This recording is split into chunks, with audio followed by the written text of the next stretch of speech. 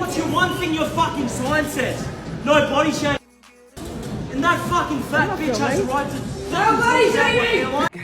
Karen's Dinner lagi. Bosen gak sih? Apalagi sekarang gue ngebahas Karen's Dinner nih. Nah, Karen's Dinner ini kan sebenarnya ya semua orang juga udah tahu lah ya. Karen's Dinner itu restoran dengan konsepnya yang kasar dan tidak sopan gitu. Nah, terus di Indonesia itu kita terkenal dengan etika yang sopan dan ramah.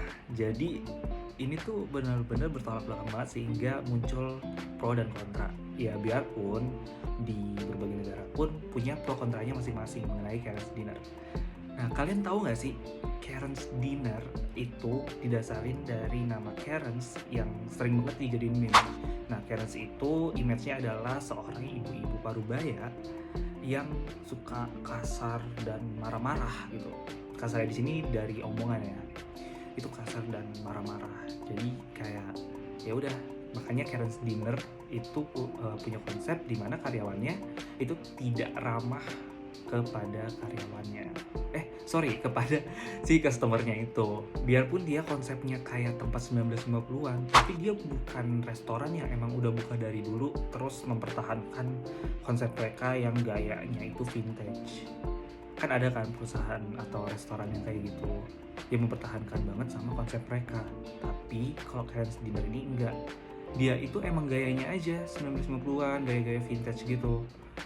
Tapi kenyataannya mereka tuh baru buka banget loh di tahun 2021 di Sydney, di tempat perusahaan yang emang ngelola mereka di Australia, yaitu Ventures Group. Ventures Group ini dibangun oleh Adam Levine dan James Farrell. Adam Levine ya, bukan Adam Levine, beda, oke? Ventures Group ini sendiri udah pernah kurang lebih bikin 2000 acara di 36 kota. Terus dia juga udah pernah bikin berbagai konsep buat restoran dan buat bar gitu di 3 benua lagi. Nah itu udah nggak diraguin lagi deh, dan wajar aja kalau dia bisa bikin tempat restoran yang emang konsepnya tuh out of the box banget kayak gini. Nah mau gimana pun konsep dari sebuah restoran itu pasti mereka punya kode etiknya. Kayak Karen's Dinner ini, biarpun mereka harus tidak ramah dengan si pelanggannya, nah, tapi tetap aja ada kode etiknya sendiri gitu. Kayak tidak boleh body shaming, tidak boleh rasis, tidak boleh homofobik gitu. Nah, sampai suatu saat terjadi kejadian yang menyangkut dengan kode etik di Karen's Dinner itu. Yaitu waktu itu ada seorang pria parubaya yang datang ke Karen's Dinner. Nah, dari customer ini, dia tuh marah-marah karena dia dihina soal rambutnya dia yang udah tipis gitu.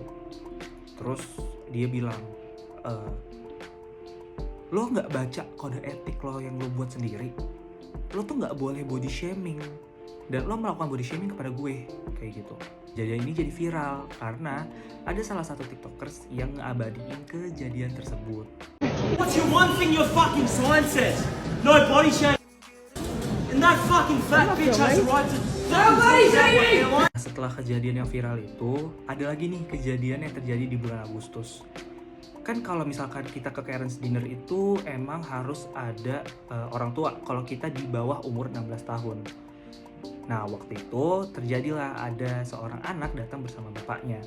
Tapi karyawan Karen's Dinner malah menghina bapaknya kalau bapaknya ini seorang pedofil. Jadi mendapatkan respon dari berbagai netizen dan customer mereka bahwa kalau misalkan si Karen's Dinner ini udah mulai melewati batas dan udah kelewatan dari kode etik yang mereka buat. Sumpah emang seru banget ya ngomongin restoran yang satu ini. Menurut kalian gimana? Kalian malah jadi malas kesana atau malah jadi makin penasaran nih pengen ke Karen's Dinner?